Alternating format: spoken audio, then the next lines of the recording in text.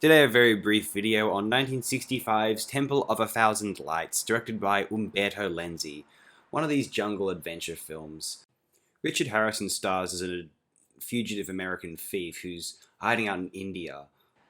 He winds up owing the local Maharaja a large sum of money after a night of drinking and gambling, and so the Maharaja recruits this famous American thief to steal a precious gem known as the Mountain of Light.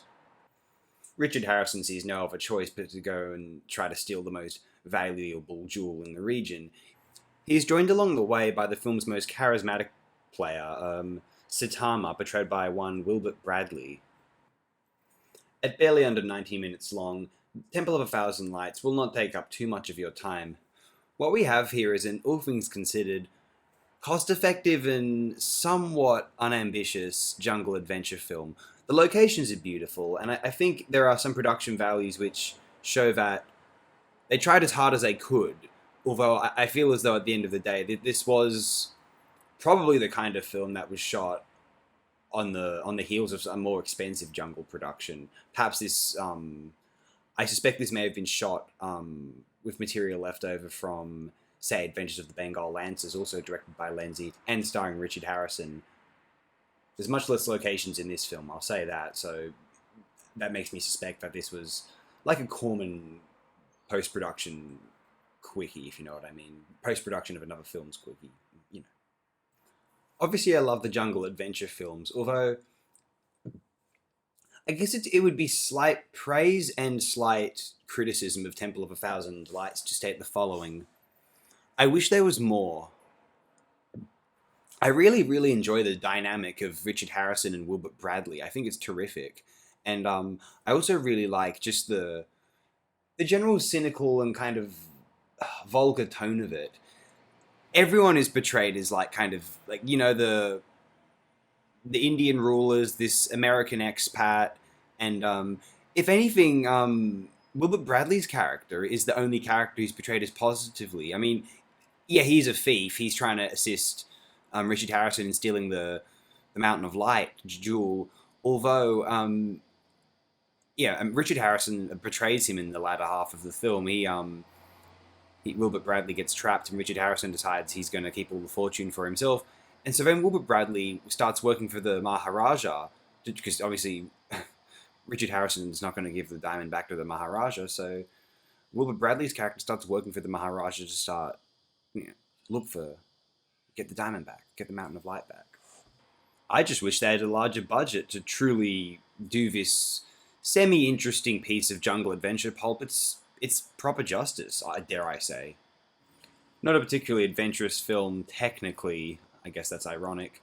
And the sets, we have one interesting set in the temple where the Mountain of Light is held.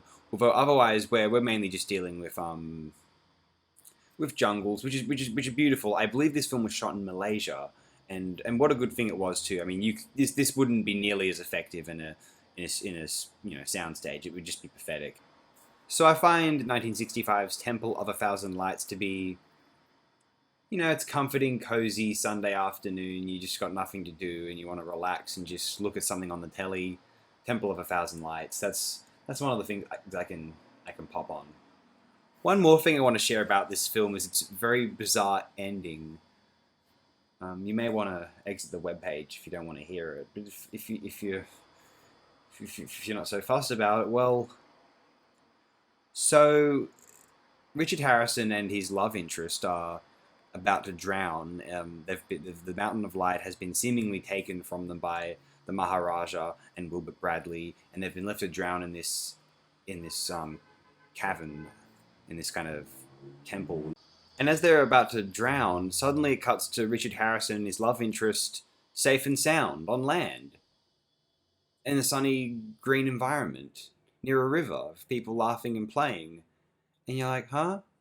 And then Richard Harrison says, okay, so I didn't know you could swim. And so, like, they got out okay.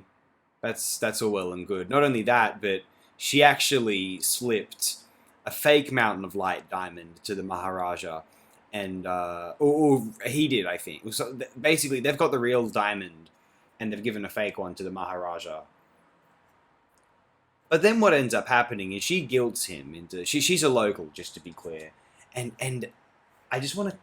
There's way too much brown face in this movie. Just to be clear, we could if we could wave a magic wand and make that not a thing, we would.